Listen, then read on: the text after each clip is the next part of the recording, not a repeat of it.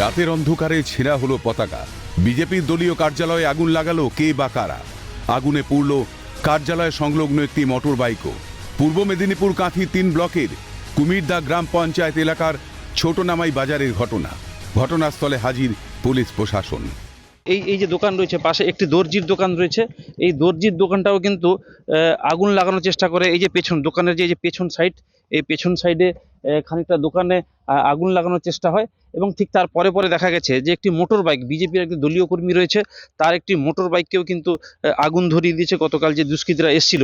তুমি দেখতে পাচ্ছ যে এই যে আগুন, এই যে গাড়ির যে বসার জায়গা এবং গাড়ির যে অন্যান্য যন্ত্রাংশ প্রত্যেকটাই কিন্তু আগুনে অনেকটা কিন্তু ক্ষতিগ্রস্ত হয়েছে। অভিযোগের তীরে স্থানীয় তৃণমূল। টিএমসি লোকই করবে, না হলে এখানে করবেটাকে? এখান তো আদার্স কেউ নেই। এরকম বারে বারেই হয় এখানটায় হামলা। মুখে গামছা বেঁধে এসে রাত্রিতে প্রায় এই জায়গাটা হয়, মানে এই বুথটাতে প্রত্যেকবারই হচ্ছে।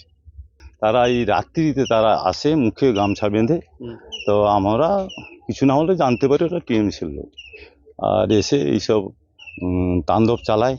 অপরদিকে শাসক দল তৃণমূলের পক্ষ থেকে অভিযোগ করা হয়েছে তাদের নিজস্ব গোষ্ঠী কোন্দলের জেরেই কিন্তু এই ঘটনা ঘটেছে। এই ঘটনার সঙ্গে কোনো প্রকার শাসক দল তৃণমূল যুক্ত নয়। তেমনি আমাদের কাঁথি 3 নম্বর ব্লকে কুমিরদা অঞ্চলের ছোটনামাই বাজারের যে ঘটনা সর্বৈব মিথ্যা। এই ধরনের ঘটনা তৃণমূল কংগ্রেসের কর্মীরা করতে পারে না। গণতন্ত্র হত্যা করতে চাইছে তৃণমূল, পাল্টা তো বিজেপির। এলাকার পায়ের তলায় তৃণমূল কংগ্রেসের মাটি সরে গেছে। তাদের সঙ্গে কোনো মানুষ আর বেরাচ্ছে না।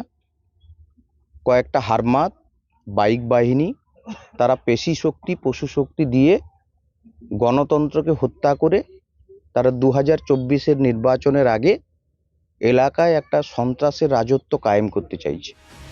ভোট আসতেই বাড়ছে উত্তাপ, বিরোধী কণ্ঠরোধেই মরিয়া শাসক দল। বিনোদ মণ্ডলের রিপোর্ট, ক্যালকাটা নিউজ।